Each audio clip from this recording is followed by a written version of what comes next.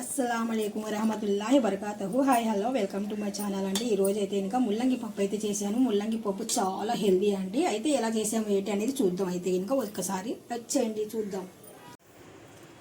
ఈరోజు అయితే నేను కందిపప్పు అయితే చేస్తున్నాను.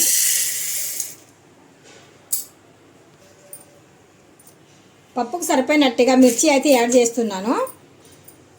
ఇప్పుడు శుభ్రంగా ఒకసారి వాటర్ వేసి కడిగేద్దాం.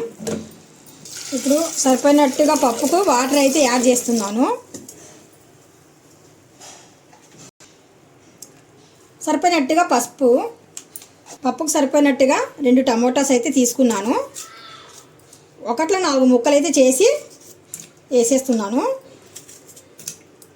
కొద్దిగా చింతపండు అయితే శుభ్రంగా కడిగి పప్పులు అయితే వేసేస్తున్నాను.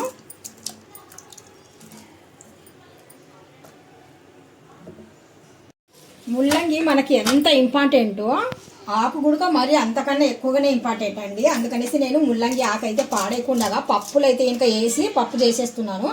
ఇలాగ శుభ్రంగా ఆకు అనేది నేను తీసేస్తున్నాను. ఇలాగా మనకు తోటకూర పాలకూర ఎంత రుచిగా ఉంటుందో ముల్లంగి ఆకు కూడా అంతనే బాగుంటుంది. అందుకనేసి అలాగా మనం పప్పుల్లో కానీ లేదంటే కాయగూరలు అయినా కానీ సరే వాడవచ్చు.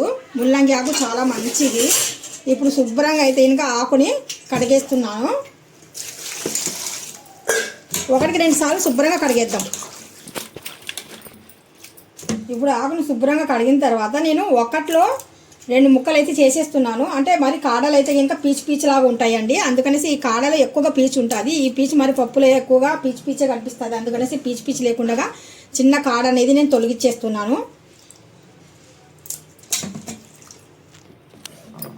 ఇప్పుడు కుక్కర్ మూత అయితే పెట్టేస్తున్నాను. కాడలు అయితే మీరు ఒక పని చేయండి, మరీ లేతగుంటే వేసేయండి. చాలా ముదురుగా ఉంటే పీచు ఎక్కువగా ఉంటుంది కదా. అందుకనేసి నేను ముదురు ఎక్కువ కనిపిస్తే కనుక పీచు ఉంటుంది అనేసి ఇలాగ తీసాను. ఆకులు తీసాను. లేతగుండేటివి మాత్రం ఇదిగోండి చిన్న కాడతో ఇలాగ లేతగుందనుకోండి మనకు బాగా కుక్ అయిపోతాయి. అందుకనేసి ఇలా పెట్టేసి నేను ఇప్పుడు మూత అయితే క్లోజ్ చేసేస్తున్నాను.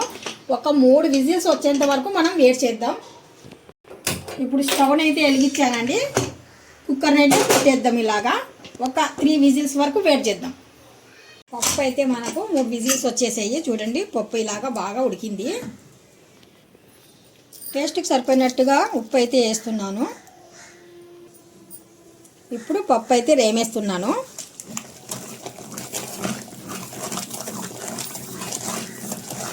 పప్పు బాగా ఉడికింది కదా. అందుకనేసి ముల్లంగి ఆకు స్మెల్ కూడా అస్సలు పెద్దగా ఏం లేదు. ఫస్ట్ విజిల్ అప్పుడు మాత్రం లైట్గా స్మెల్ వచ్చింది.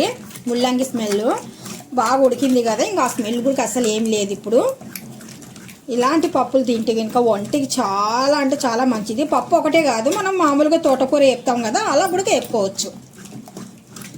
ఇప్పుడు పప్పు వేమిన తర్వాత పప్పు తాలింపు కోసం అయితే సరిపోయినట్టుగా ఆయిల్ అయితే వేస్తున్నాను. తాలింపు కోసం నేను ఇక్కడ వెల్లుల్లిపాయలు తీసుకున్నాను, ఆవాలు తీసుకున్నాను, జీరా తీసుకున్నాను, ఎండుమిర్చి తీసుకున్నాను, కరేపాకు.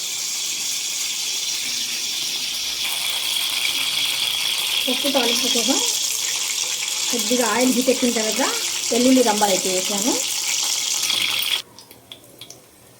కొద్దిగా వెల్లుల్లి ఉడికిన తర్వాత దీంట్లో ఆవాలు జీరా, ఇప్పుడు కరేపాకు, చివరిలో ఎండుమిర్చి,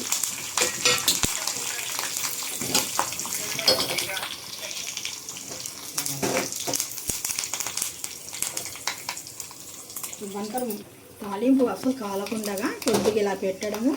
కొద్దిగా అంటే మనకు అన్నీ బాగా వేగాలి. ఇప్పుడు వేగిన తర్వాత స్టవ్ అయితే ఆపేసి తాలింపు అయితే వేయడమే. గుమ్మలాగే ముల్లంగి పప్పు రెడీ. కొద్దిగా తాలింపు వేసిన తర్వాత చక్కగా ఒక్కసారి ఇలాగా కలిపేద్దాము.